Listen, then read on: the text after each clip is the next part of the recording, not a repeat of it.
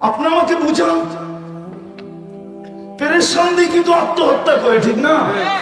পেরেশান দেখি তো বাবার মুরিদ হয়, ঠিক না? বাবার মুরিদ বোঝেন? ইয়া বাহা ইয়া বাহা। নাইলে আপনার সমাজের যুবকরা ডাইল খাবে কেন? নবীর আদর্শ থাকলে তো ডাইলের দরকার হয় না। নবীর আদর্শ থাকলে তো ইয়া বাহার দরকার হয় না। নবীর আদর্শ থাকলে তো কিছুরই দরকার হয় না। নবীর আদর্শ থাকলে ঘরে আসবাবেরও দরকার হয় না। আপনি একটা দেখান, আজ পর্যন্ত কোন রাইটিং, কোন রাইটারের একটা লেখা আপনি আমাকে দেখান দুনিয়ার কোন ভাষায় যে কোন কলম লিখতে পারছে সাহাবা সুখী ছিল না। কোন রাইটারের কলম থেকে বেরিয়েছে কিনা? হ্যাঁ, ওরা বলবে অশিক্ষিত ছিল মানি, ক্ষুধার্ত ছিল মানি, কাপড় ছিল না মানি, জুতা ছিল না মানি, ঘর ছিল না মানি, দারিদ্র থেকে দারিদ্রতম ছিল মানি, কিন্তু অসুখী ছিল তো লিখতে পারবে। অশিক্ষিত, হ্যাঁ, এই ধারণায় যে আমাদের জেনারেল শিক্ষায় ওনারা কি ছিল না? শিক্ষিত। জেনারেলের অর্থ কি? কি আপনি আবার গৌরব করেন কি করে পিএইচডি গুলা? ওটাও তো জেনারেল, ঠিক না? হ্যাঁ, সাহাবা জানারা সাধারণ শিক্ষায় শিক্ষিত হবে কেন? ওনারা অসাধারণ শিক্ষায় শিক্ষিত ছিল। হৃদয় অগ্নিগিরিকে ইশারায় আবদ্ধ করতে পারতো, টোকা দিয়ে ভূমিকম্প দূরীভূত করতে পারতো, ডাইকা ম্যাগের থেকে বৃষ্টি নামাইতে পারতো, পুরান চাকরিকে ঘুরাইয়া আটা বাহির করতে পারতো, যেখানে পানি উঠান না ওইখান থেকে পানি উঠাইতে পারতো, ইশারা দিয়া ম্যাগ সূর্যকে থামাইতে পারতো, সমুদ্রের উপরে ঘোড়া চালাইতে পারতো, সিংহকে ডাইকা কানে ধরে থাপ্পড় মারতে পারতো, সিংহকে ডাইকা উম্মে হারাম বলতো। আমাকে লোকালয়ে পৌঁছায় দেয়, পেটে ওঠেন উম্মে, আমি চোখে দেখে আসছি এগুলা, যেটা বলছি এগুলো সব আমার চোখে দেখা, ওই জায়গা আমি দেখে আসছি। না দেখলে এতটুকু আমার ভিতরে আঘাত করতো না। উম্মে হারাম সিংহের পেটে ছিল, লোকালয়ে যেতেছে, ওই জায়গা আমি দেখে আসছি। যেই জঙ্গলে উনি সিংহকে ডাইকা লোকালয়ে গেছেন, টিউনিসিয়ার ওই জঙ্গল আমি দেখে আসছি। ওনারা অসাধারণ বিদ্যায় বিদ্বান ছিলেন। আপনি বলবেন তাইলে দুনিয়াটাকে উন্নত করে দিয়া গেল না কেন? ওনারা জানতেন 3 দিনের জীবন, এটাকে সাজাইলেই কি লাভ। এই জন্য তো আমি বলি, আমি চিনি সিলেটে এক বাড়ি 450 কোটি টাকা দিয়ে বানাইছে, চিনি আমি, হয়তো 4 তারিখই যাওয়া হবে আমার। চিনি বিক্রমপুরে সুন্দর সুন্দর বাড়ি, ঠিক না? আজ পর্যন্ত তো গুলশানের বাড়ির ভিতরে কোনো বাড়ির মালিককে কেউ খবর দিল না। কেন? সত্য তো এটাই, বানাবা তোমাকে বেশি দিন থাকতে দিব না, কামাবা তোমাকে বেশি খাইতে দিব না, জমাইবা তোমাকে পুরা ভোগ করতে দিব না, এটাই সত্য। এই জন্য সাহাবা ইকরাম এখানে নেন নাই। নাইলে আপনি প্রযুক্তি দিয়ে ওড়েন, সাহাবা প্রযুক্তি ছাড়া উঠতে পারতো, নাইলে সমুদ্রের উপরে ঘোড়া কি করে দৌড়াইতে পারলো? যান বাহরাইন দেখা আসেন, দাম্মামের এই পাশে বাহরাইনে এখনো চিহ্ন লাগা আছে, যেখান দিয়ে ওনারা সমুদ্র পার হয়েছে ঘোড়া দৌড়া। কয় কিলোমিটার? 27 কিলোমিটার। উকবাবিন নাফে, যেখানে আটলান্টিকের ভিতরে, আমি 2 বার গেছি, আটলান্টিকের ভিতরে ঘোড়া নামায়া বলতেছে ওই পারে কোনো মানুষ আছে বল, আমি ঘোড়া দিয়ে পার হয়ে যাবো। ওইখানেও 2টা মিনার বানানো আছে এখনো, জান আমি 2 বার দেখে আসছি। আর আমি ম্যাপ ফলায় দেখছি, নাক বরাবর নিউ ইয়র্ক, ওইখান থেকে নিউ ইয়র্কের ফ্লাইট হলো 8 ঘন্টা। আজকে সুখী হইতে চাই বটে, সুখ দেওয়ার জন্যই তো আপনাকে মানুষ বানাইলো, সুখ দেওয়ার জন্যই তো আপনাকে মুসলমান বানাইলো, সুখ দেওয়ার জন্যই তো আপনাকে উম্মতে মুহাম্মদী বানাইলো, আপনাকে মানুষ বানাইলো। মানবতা কোথায় আপনার? মুসলমান বানাইলেন, ইসলামের ছাপ কোথায়? উম্মত বানায় এত বড় কপাল দিলেন, ওই নবীর আদর্শ কোথায়? আজকে তো আপনার আমার কাছে নবীর আদর্শ যতটুকু ঘৃণিত, যতটুকু দীক্ষিত, যতটুকু অবহেলিত, যতটুকু লাঞ্ছিত, যতটুকু বঞ্চিত, দুনিয়ার কারো কাছে তো না।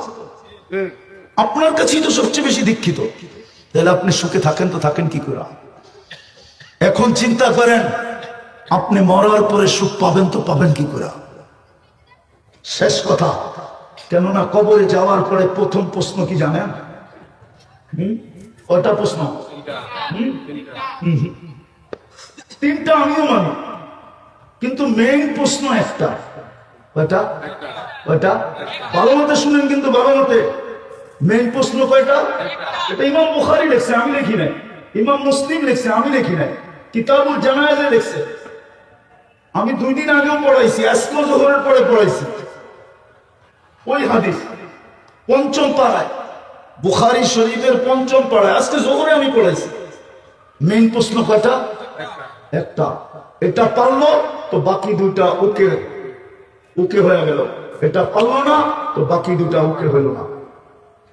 3টা আমি মানি, আবু দাউদ শরীফে আছে, কিন্তু ইমাম মুসলিম, ইমাম বুখারী রহমতুল্লাহি আলাইহি উনারা একটা লেখছেন।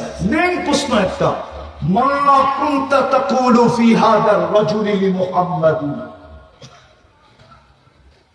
তুমি দুনিয়াতে মুহাম্মদুর রাসূলুল্লাহর আদর্শে কতটুকু আদর্শবান ছিলা বলো,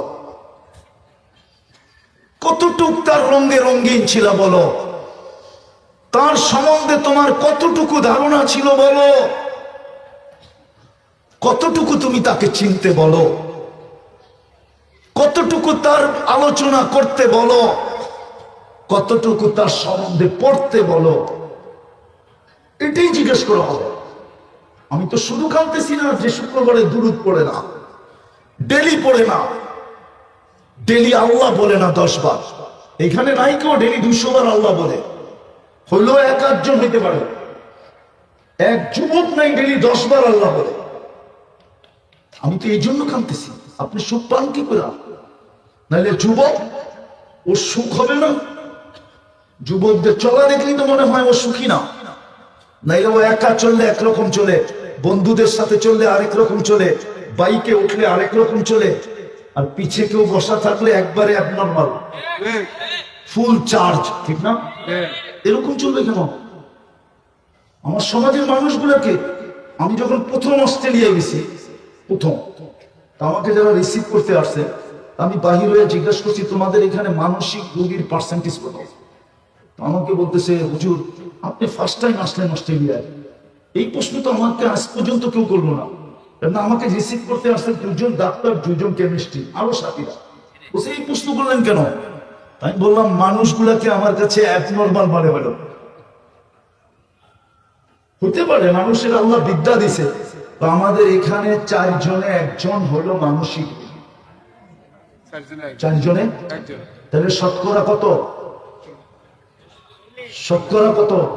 দুনিয়া 4-25-এ 100, 25 জন, মানে 100 জনের ভিতরে 100-র 4 ভাগের 1 ভাগ হলো কত? মানসিক রোগী অস্ট্রেলিয়া। তো আমাকে জিজ্ঞেস করলাম আপনি জানলেন কি করে? আমি ওদের ব্যবহার আমার কাছে অ্যাবনর্মাল মনে হলো, কেননা আমি 3টা এয়ারপোর্ট ক্রস করে আসছি, আর 3টা হলো দুনিয়ার ফার্স্ট এয়ারপোর্ট। তারপরে ওরা যে ব্যবহার করছে, এই ব্যবহার অ্যাবনর্মাল না হলে করতে পারে না, কেননা সব জায়গায় তো একই প্রযুক্তি, ঠিক না? 3টা এক ক্যাটাগরির দেশ, ঠিক না? তো ওদের প্রযুক্তিও তো এক, ঠিক না? ওর তো বাবা ছিল, 3টা যখন ক্রস করে আসছে, তাহলে আমি ওকে সেলুট দিয়ে ছেড়ে দিই, ঠিক না? হ্যাঁ, মাথা যদি ঠিক থাকতো, ঠিক না? আমি বললাম এটা আমাকে ভাবাইছে যে অ্যাবনর্মাল হবে, আমাকে বলতে আছে হুজুর আপনাকে সেলুট। আপনি প্রথম ব্যক্তি যে অস্ট্রেলিয়ার 2টা এই কথা জিজ্ঞাসা করছেন এখানে মানুষের মানসিক রোগী কত, পার্সেন্টেজে কত। তো যেটা বুঝাইতেছিলাম মেরে দোস্ত, আসেন এইখানে যখন আপনি সুখী না, তো এইখানে সুখী হবেন কি করে? কালকে এই চেহারাটা আল্লাহকে দেখাবেন কি করে? মুহাম্মদুর রাসূলুল্লাহর সামনে দাঁড়াবেন কি করে? আপনি বলবেন ভালোবাসি, আরে আপনি তো গাদার সমান বাসেন না, গাদার সমান, রাগ হয়ে যাবেন। আল্লাহ রাসূলের গাদা ছিল ইয়া আফু, খায়বরের যুদ্ধে পাইছিলেন পান্নায়। খায়বরের যুদ্ধের মাল যখন জমা হয়েছে, তো গাদা আল্লাহ রাসূলের সাথে আরবি ভাষায় কথা বলছে। আয়েশা বলছে ইয়া রাসূলুল্লাহ, আমার পূর্বপুরুষের পিঠে নবী ব্যতীত কেউ উঠে নাই, আপনি আমাকে আপনার খেদমতে নিবেন? আল্লাহ রাসূল বলে এখনো তো মাল ভাগ হয় নাই, আমি তোমাকে নেই তো নেই কি করে?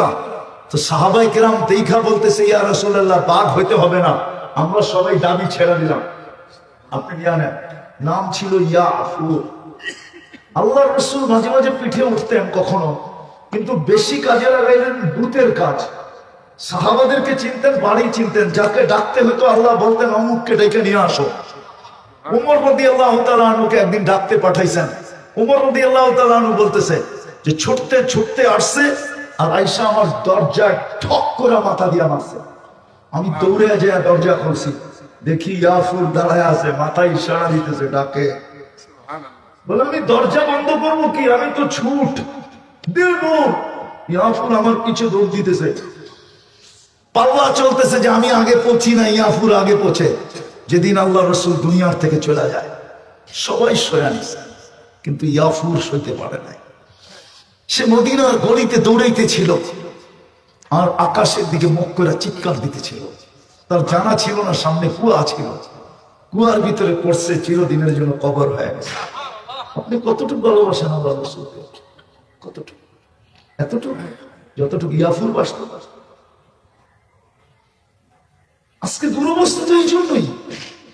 সব আছে, আপনার ঘরে এসি আছে, আপনার ঘরে কার্পেট আছে, দামি পর্দা আছে, ফ্রিজ আছে, টেলিভিশন আছে, সমস্ত ওয়াশিং মেশিন আছে, এমনকি শরীর মেসেজ করার জন্য চেয়ারও আছে, সব আছে। কিন্তু কেউ হাত দিয়া বলুক বুকে সে সুখ আছে, শান্তি আছে, সে নিজেকে সফল বলে? কোন স্বামী বলতে পারবে যে আমি সফল স্বামী? কোন স্ত্রী বলতে পারবে আমি সফল স্ত্রী? কোন সন্তান বলতে পারবে আমরা সফল সন্তান? কোন মা বাবা বলতে পারবে আমরা সফল মা বাবা? সুখ নাই কেন? আল্লাহর ইচ্ছার বিরুদ্ধে আপনি সুখী হবেন বস্তু দিয়া। এই বস্তু কে দিছে? হ্যাঁ, এই প্রযুক্তি মাথার ভিতরে কে দিছে? এটাও আল্লাহর দেওয়া। এটা দিয়ে আপনি সুখী হবেন। এই জন্য আসেন তওবা করি, ইসলামের ছাপ লাগাই, নবীর আদর্শের উপরে উঠি, তাইলে সুখ পাবো। এইখানেও পাবো, এইখানেও পাবো, এইখানেও সুখী হবে। দুই একটা দেখায় দিব। শাফি রহমতুল্লাহ আলাইহি সারাদিন পরিশ্রম করে আসতেন, সারাদিন পরিশ্রম। ওনার আব্বা ছিলেন না, রাত্রে ওনার প্রথম কাজ ছিল এশারের পরে আম্মার পায়ে তেল মালিশ করতেন আর পা টিপা টিপা আম্মাকে পড়াইতেন। আম্মা ঘুমায় গেলে ওনার রাত্র শুরু হতো। মাঝে মাঝে পায়ের তালু উঠে চুমা দিতেন। আম্মা বলতো আমার পায়ের তালুতে চুমা? শাফি তুমি হাসতেন আর বলতেন তোমার পায়ের তালুতে কে চুমা দেয়? আমি তো আমার জান্নাতে চুমা দিয়ে স্বাদ নিতেছি। মুসা আলাইহিস সালাম জিজ্ঞাসা করতেছেন আল্লাহ আমার জান্নাতের বন্ধুকে? কয় কসাই। আমি যেরকম জিজ্ঞেসি আপনি এরকমই জবাব দিচ্ছেন। আমি কই কসাই কই? আল্লাহ কই সিদ্ধান্ত। আচ্ছা ঠিক আছে, অ্যাড্রেস দেন, যা দেখি কি আমল করে আমার সাথে জান্নাতের সঙ্গী হলো, বন্ধু হলো। তো যায় দেখে হ্যাঁ কসাই গোস্ত বেচতেছে। যখন দোকান বন্ধ করার সময় হয়েছে, তো ছোট একটা গোস্তের টুকরাকে কিমা বানা থলির ভিতরে ভরতে ছিল। তো মুসা আলাইহিস সালাম বলতেছে তোমার এখানে মেহমান হওয়া যাবে? বিলকুল যাবে, কিন্তু শর্ত আছে। আমি প্রথমে এক জায়গায় যাব, ওইখান থেকে পরে পাশে আমার ঘর, আমার ঘরে পরে যাব। অসুবিধা নাই তো? বলছে কোনো অসুবিধা নেই। কেননা মুসা আলাইহিস সালাম জানে খিজির আলাইহিস সালামের সাথে চলতে যায় তো উনি এখন চুপচাপ। কসাই গেছে দোকান বন্ধ করা, এক ঘরে ঢুকছে, খুন খুনে বিরিদ্ধা বসা ছিল, শোয়া ছিল। দুইটা তাকে পরিপাটি করছে, খেদমত সেদমত করা, তারপরে খানা বানায়া বুকে লাগায়া বসায়া খাওয়ায়া কমপ্লিট করার পরে বলছে চলো পাশে আমার ঘর। তো বলছে ভাই এই বিরিদ্ধা কে? এটা আমার মা। আচ্ছা তুমি সেবা যত্ন সব শেষ করার পরে জানি আম্মাকে যখন শোয়া দিলাম, আম্মা জানি কি বললো? দূর পাগল মা। সকালে আমি যাওয়ার সময় মার সব খেদমত করা পরিপাটি করা যাই, আবার বিকালে এসে প্রথম মাস সেবা করি, তারপরে নিজের ঘরে যাই। আর যখনই সেবা শেষ করি তো পাগল মা তো হাত উঠায় বলে আল্লাহ আমার ছেলেকে মুসার জান্নাতের সঙ্গী বানায় দিও। তো মুসা আলাইহিস সালাম বলতেছে মা পাগল না, তুই পাগল, আমি মুসা। তোকে আল্লাহ আমার জান্নাতের সঙ্গী বানায়া দিছে, আমার জানা দরকার ছিল। এত বড় মর্যাদা তুই কি করে পাইলি? মার খেদমত।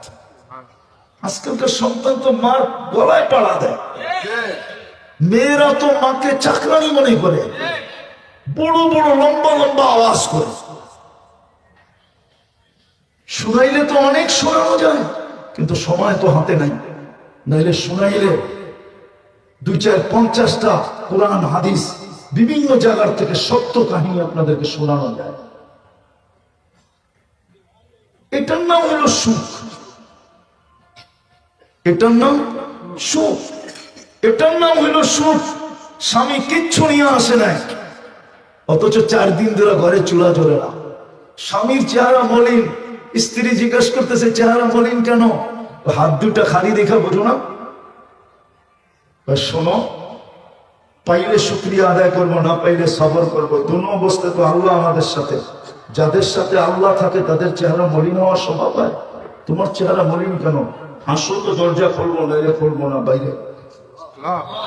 এখন স্বামী হাসতেছে, স্ত্রী দরজা খুলতেছে, স্বামী ঘরে ঢুকতেছে, দেখতেছে স্ত্রী মুস্কি সাররাত ওয়া তাবাসসামাত, মুস্কি মুস্কি হাসতেছে আর খুশিতে আত্মহারা। আর স্বামী নিজেকে ধরে রাখতে পারে না, কাদের ভিতরে হাত দিয়া বলতেছে রাহিমাল্লাহু ইমরাআতান, তোর মতো মেয়েকে আল্লাহ কিয়ামত পর্যন্ত, তোর মতো মেয়েদেরকে আল্লাহ রহমতের বৃষ্টির ভিতরে ডুবায়া রাখো। এই অবস্থায় যদি হাসতে পারিস, দাখালা যাওজুহা বাইতাহা সাররাত ওয়া তাবাসসামাত। ওই মেয়েকে জানেন, ওই মেয়ের নাম ফাতেমা, ওই স্বামীর নাম আলী মুর্তজা।